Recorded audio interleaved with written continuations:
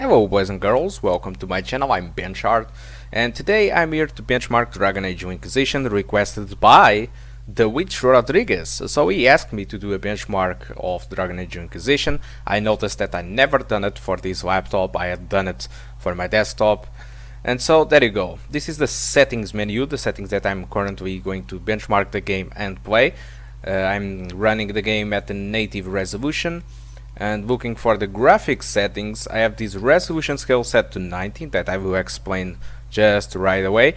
And this is the low settings. I decided to benchmark too with the resolution scale set to 100 and as well as median with the resolution scale set to 90 and as well set to 100. So I will explain a little bit later what is this resolution scale, but for now we are going to run the game with the resolution scale set to 90, the native resolution and low settings. So I'm going to load this autosave. As you can see, I'm currently using MS Afterburner on the upper left corner to display all the stats. I'm using Shadowplay to record. Shadowplay usually takes 2 to 4 frames per second of it. Okay, and so the resolution scale. The resolution scale is basically this. I have the game at the native resolution, but the real resolution that the game is going to be rendered is this one that you are actually seeing here. So that's it. So the game, it's going to be just as heavy as I would be using that resolution. But what's the advantage over this instead of using the changing the resolution of the screen?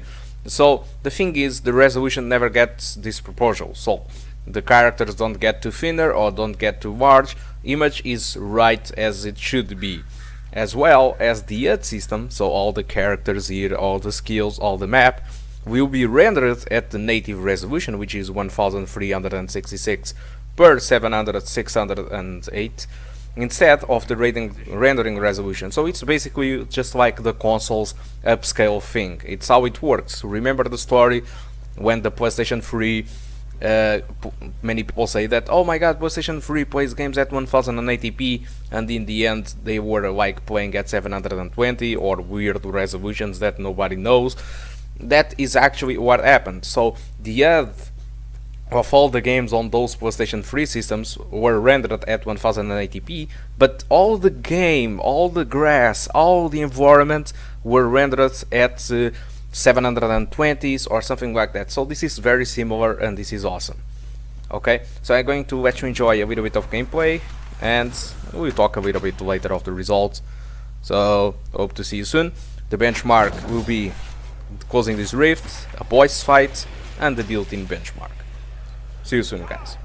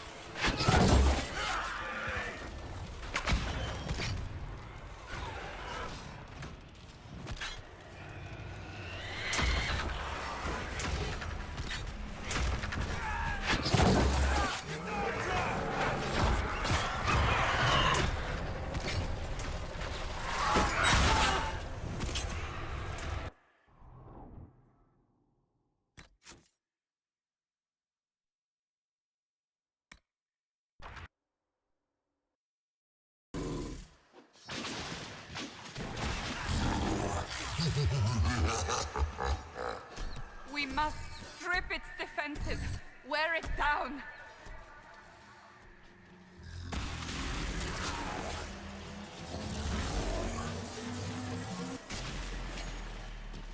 The demon demon is vulnerable.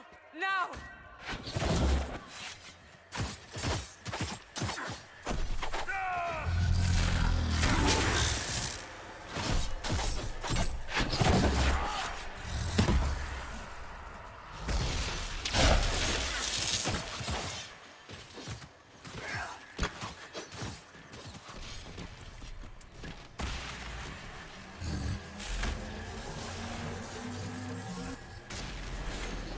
More coming through the rift!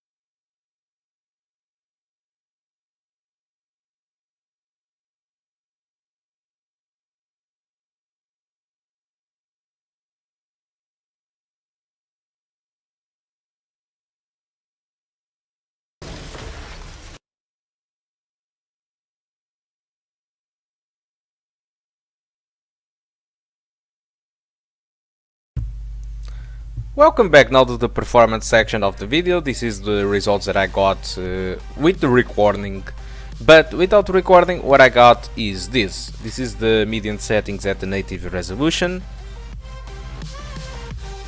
Well, the render scale set to 900% at median settings. Native resolution low settings.